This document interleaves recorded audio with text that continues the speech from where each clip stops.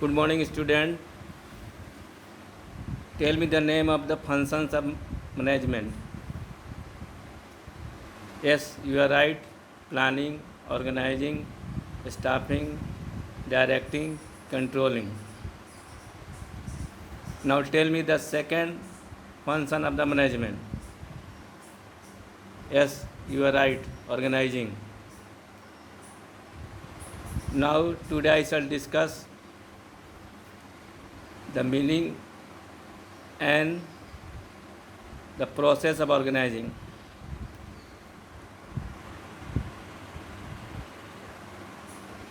Before going to the topic, I shall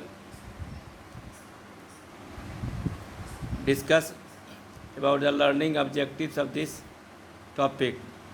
After studying this topic, student will be able to understand the meaning of organizing and the process of organizing.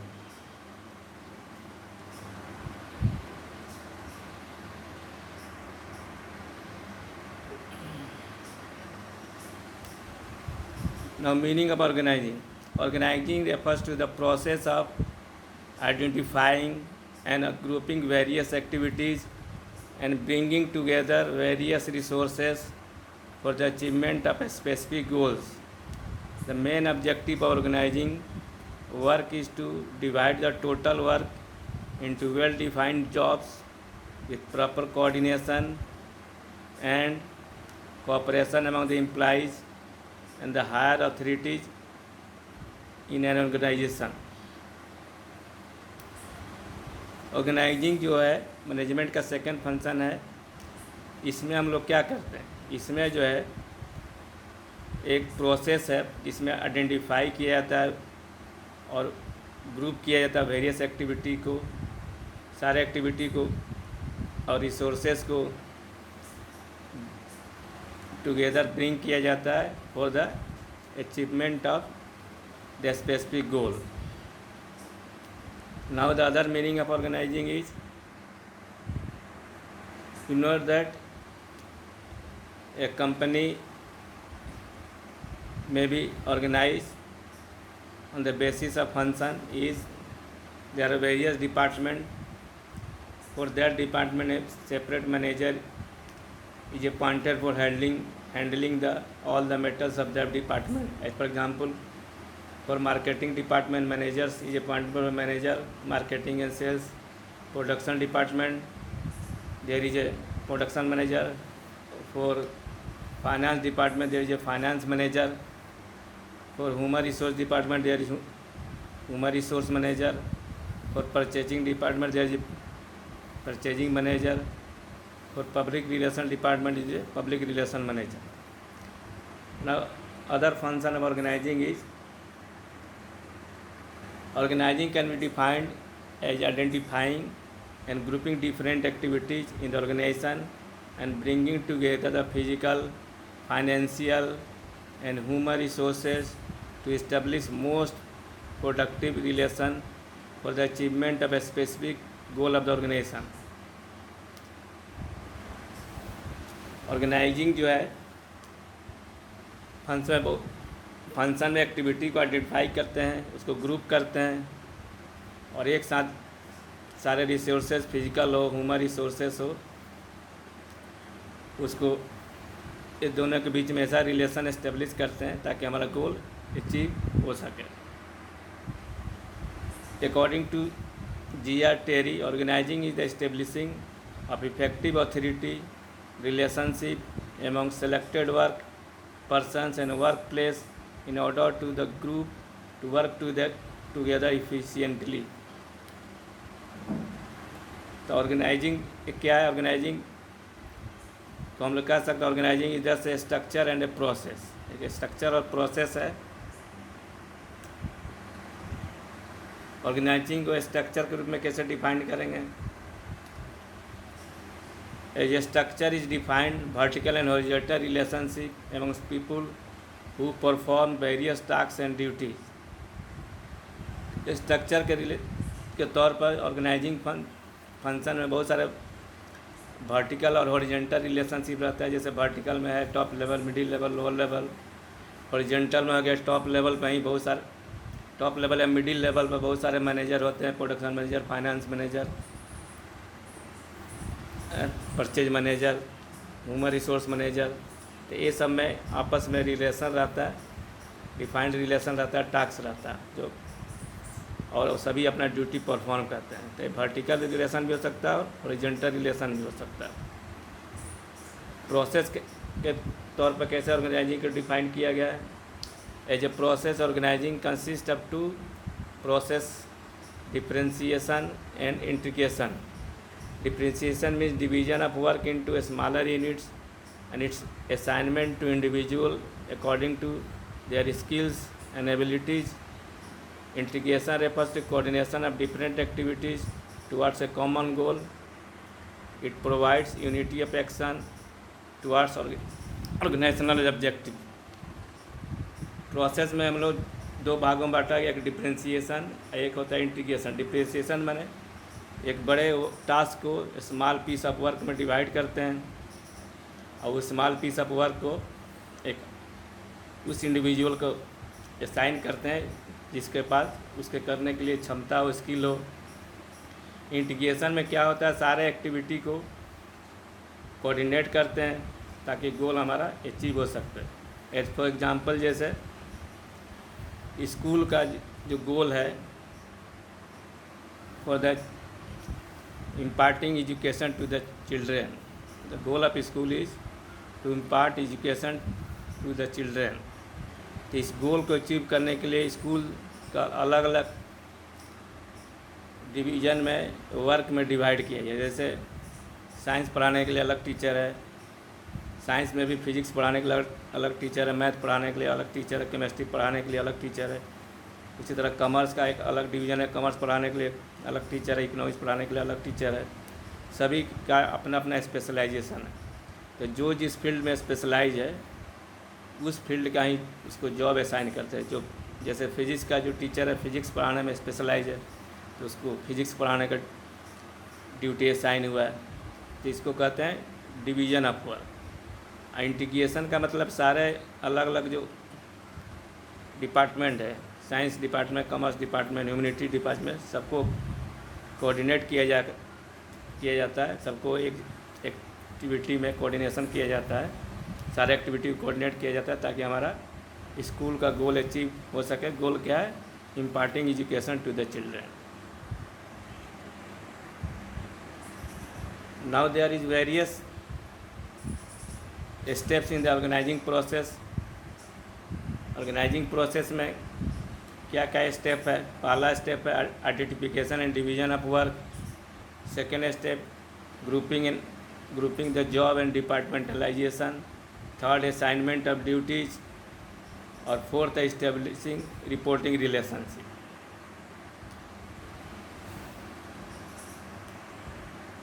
First step organizing process में क्या किया जाता है? The organizing function begins with the division of work.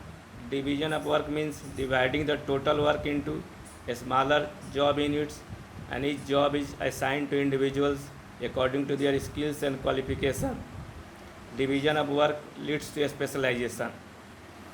पहले भी बताया जा चुका है कि जो बिगर वर्क को स्मॉल पीस ऑफ वर्क में डिवाइड करते हैं और each small piece of work को स्पेशलाइजेशन के अनुसार और क्वालिफिकेशन के अनुसार अलग अलग व्यक्ति को ड्यूटी असाइन किया जाता है ताकि उस काम को इफ़िशिएंटली पूरा कर सके। एज फॉर एग्जांपल जैसे पहले मैंने स्कूल का दिया था, अभी जैसे बैंक का ले सकते हैं।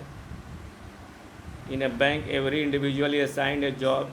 One person act as a cashier, receive cash and make payments. Another person deals housing loans. Different deposit schemes are handled by one person. Gold loan handled by another one and so on. इस तरह से specialisation के अनुसार सभी व्यक्ति को जो work है असाइन किया जाता है।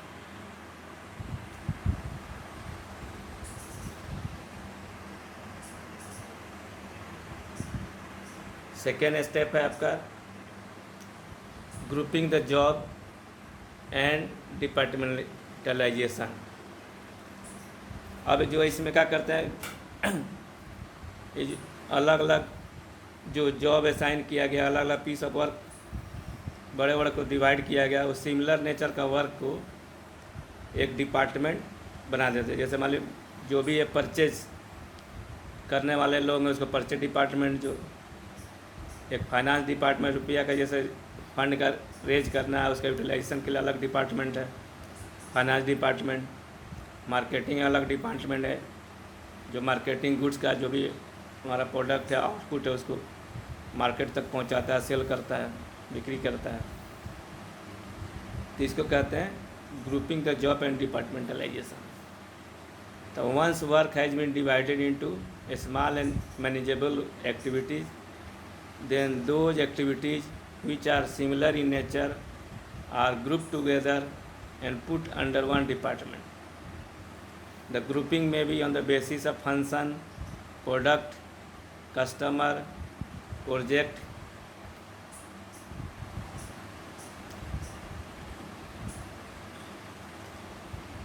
On the basis of function, जो ग्रुपिंग हो सकता है डिपार्टमेंट अलग अलग, जो डिपार्टमेंट किस आधार बना सकते हैं, may be on the basis of function का आधार बना सकते हैं, प्रोडक्ट के आधार बना सकते हैं, टेरिटरी के आधार बना सकते हैं, कस्टमर का आधार बना सकते हैं, या कोई भी प्रोजेक्ट के आधार बना सकते हैं, या प्रोसेस का आधार। इसी ग्रुपिंग के this grouping process is called departmentalisation. जो अलग अलग फंक्शन के अनुसार, प्रोडक्ट के अनुसार, टेरिटरी के अनुसार, कस्टमर के प्रोजेक्ट के अनुसार जो ग्रुप करते हैं उसी को हम लोग कहते हैं डिपार्टमेंटलाइजेशन, मैंने एक डिपार्टमेंट बना देना। नाउ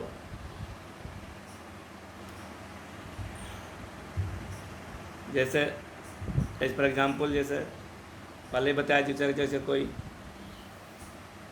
सेल का काम है तो उसके लिए अलग डिपार्टमेंट है, मार्केटिंग एंड सेल्स डिपार्टमेंट है, उसके लिए अलग मैनेजर है।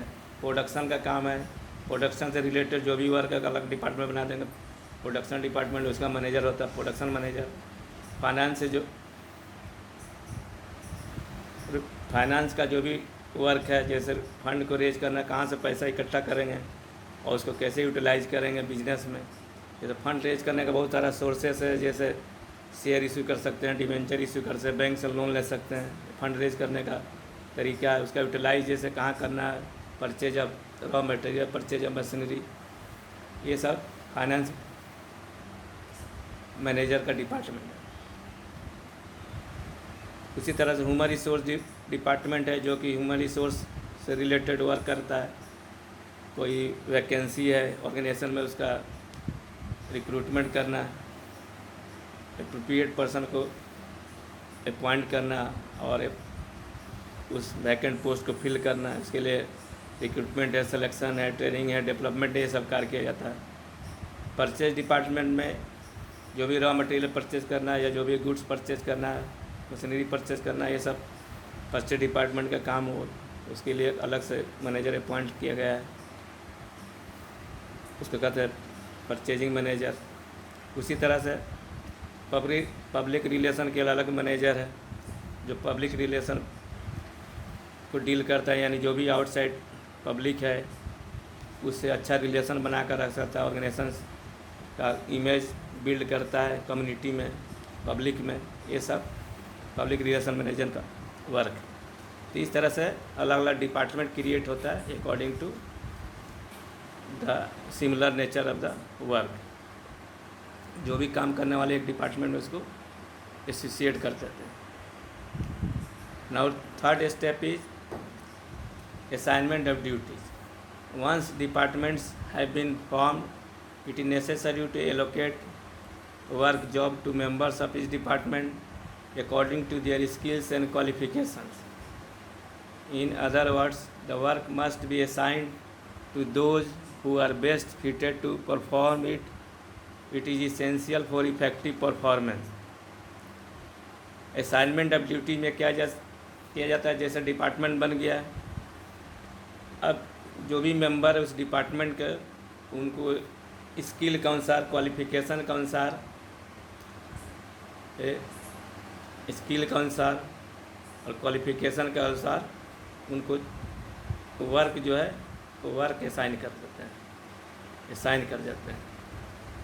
इसलिए असाइन करते हैं और उस तरह का वर्क असाइन करते हैं ताकि इसलिए वर्क का एक क्वालिफिकेशन स्किल के अनुसार, ताकि वो अच्छा से परफॉर्म कर सके और इफ़ेक्टिव वे में परफॉर्म कर सकते, इफ़ेक्टिव वे में परफॉर्म कर सके।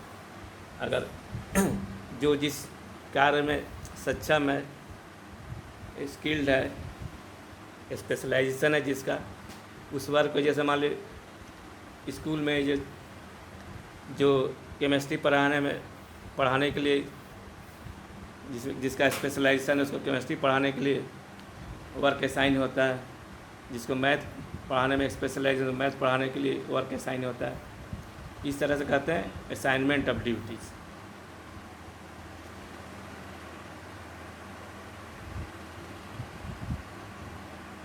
Now fourth and last step is establishing reporting relations. The last step in the organization process is defining the relationship among the people in the organization in clear terms.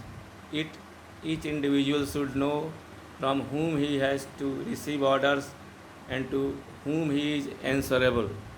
The establishment of such clear relationship helps to create a hierarchical structure and helps in coordination amongst various departments.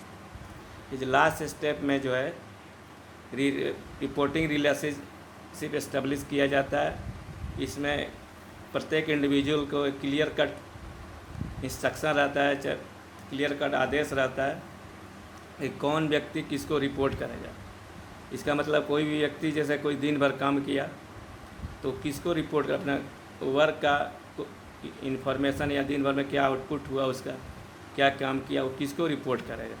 Clear cut इसमें reporting relationship रहता है ताकि वो किसको report करना है, उसका boss कौन है, ये सब उसे पता होना चाहिए। तो इसमें इस स्टेप में रिपोर्टिंग रिलेशनशिप इस्टेब्लिश करते हैं। जैसे फॉर एग्जांपल बहुत सारे, जैसे यहाँ पर अगर मान सकते हैं, जैसे एक टॉप लेवल है, उसके अंडर में 2 लोग हैं, 2 लोग यहाँ काम कर रहे हैं, तो 2 लोग रिपोर्ट करेंगे यहाँ अपने सीनियर को, फिर ये तो 3 लोग अपने सीनियर को, ये 2 लोग को रिपोर्ट करेंगे। इस तरह से रिपोर्टिंग रिलेशनशिप जो इस्टेब्लिश किया जाता है।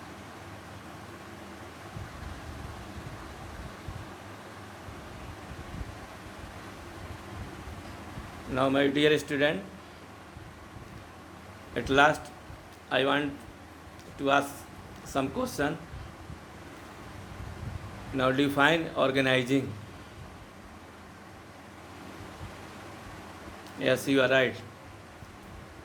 Now tell the 4 steps of organizing process.